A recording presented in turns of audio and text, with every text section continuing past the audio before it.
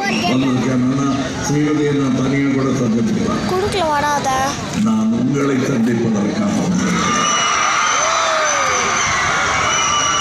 காரணம், இன்னும் நிறைய அரசியல்வாதிகள் அவரவர்கள் அரசியலை மாணவர்களிடம் தைரியமாகவும் நேர்மையாகவும் பேச வேண்டும் என்று நினைப்பவன் நான்.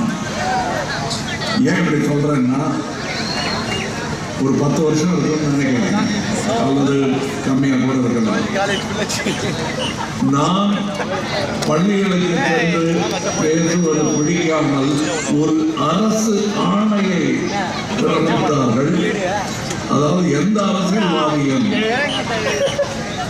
காலேஜ்களில் பேச போகக்கூடாது என்ற சட்டத்தை கவர்மெண்ட் ஆர்டராக ஒரு பேப்பருக்கு அடித்து இந்த மாதிரி காலேஜுகள்லாம் நிற்கிறாங்க. நான் அந்த பேப்பரை பார்த்தேன். சரி, இதனால் என்ன, வெளியே மக்கள்கிட்ட பேசிக்கலாமே, மாணவர்கள்ட்ட பேசுறது என்ன நான் விட்டுட்டேன். அது தப்பு என்பதை நான் உணர்கிறேன். உங்களுக்கு அரசியல் புரியலன்னா எதிர்காலத்திற்கு அரசியல் புரியாமல் போய்விடும் என்பதுதான் பொருள்.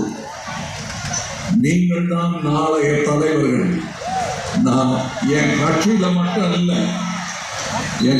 மட்டும் இல்லைங்க, ஒவ்வொரு காலேஜிலையும் நான் தலைவர்களை தேடி போயிட்டு இருக்கேன்.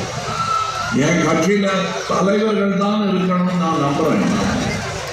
அவங்க சொல்லிப்பாங்க, ஒரு பணிவின் காரணமாக தொண்டர்களாக, நானே தொண்டர் தான்.